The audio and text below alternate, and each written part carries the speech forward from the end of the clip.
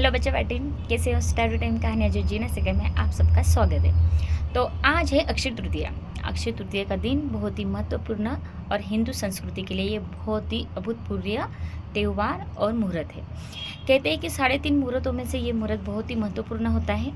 इस समय कोई भी शुभ कार्य आप कर सकते हैं, जैसे कि कोई भी नया घर खरीदना हो किसी को, या नई गाड़ी खरीदना हो, कुछ कोई भी एक शुभ कार्य जो भी आपके जीवन में महत्वपूर्ण है उस समय, तो इस समय कोई मुहूर्त नहीं देखा जाता है। हिंदू संस्कृति में हमेशा होता है कि पंचांग मुहूर्त देखते हैं और उस समय शुभ कार्य करते हैं। तो इस दिन कोई शुभ मुहूर्त की जरूरत नहीं थी, चाहे सोना खरीदना हो, चांदी खरीदना हो, या कुछ भी किसी को दान पुण्य करना हो।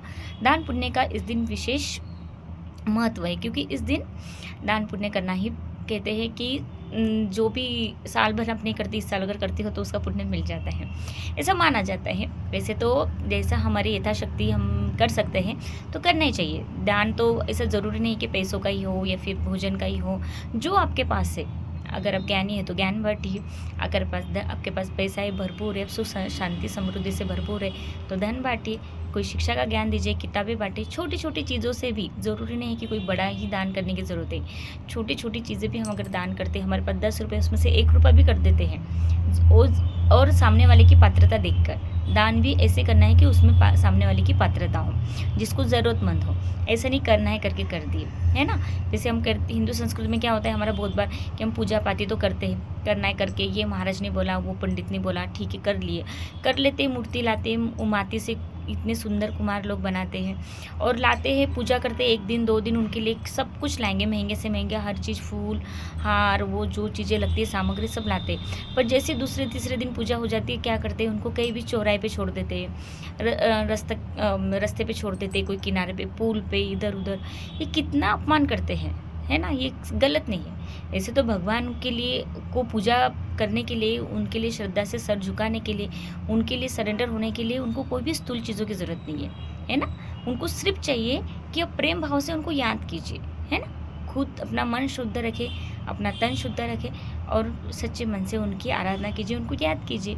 ऐसा प्रैक्टिकल उनको फॉर्मेलिटी करने की ज़रूरत ही नहीं। ये सब फॉर्मेलिटी है कि उसी दिन, नहीं, हमने तो हमारे भगवान जी गणपति जी के लिए ये लाया, इतने बड़ी मूर्ति लाई, ये किया, वो किया, सब दिखावट सजावट, इसकी ज़रूरत ही नहीं। पर शांत मन से आप उनके पास बैठिए, उनको याद कीजिए।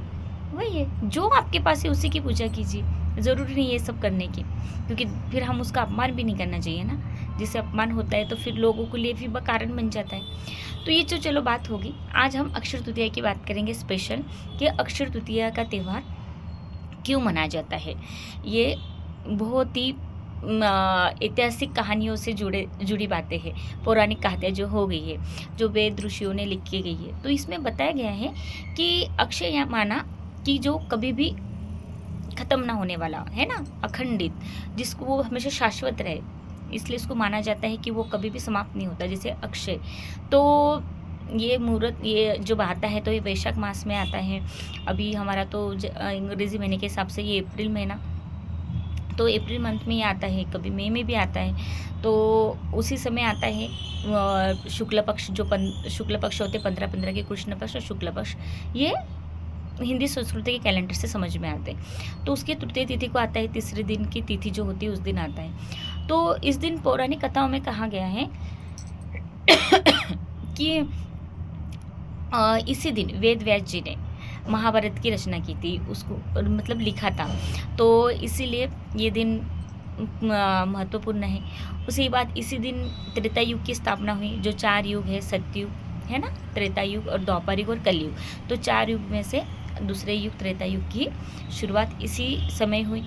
उसके बाद कहा जाता है कि जब पांडव वनवासी थे, वनवास में भ्रमण कर रहे थे, उस समय उनके पास खाने पीने को इतनी चीज़ें नहीं होती थी, इतना वो नहीं उपलब्ध कर पाते थे।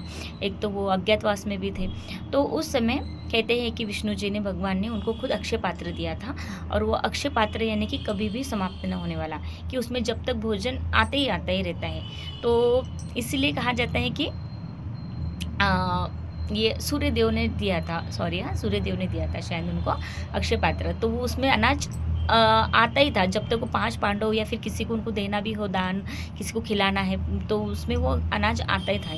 क्योंकि ऐसे समय वो इतना कुछ नहीं कमाते थे, अपना अज्ञातवास था, किसी को अपनी पहचान नहीं बताते थे। तो ये उनका भोजन का प्रबंध हो गया था।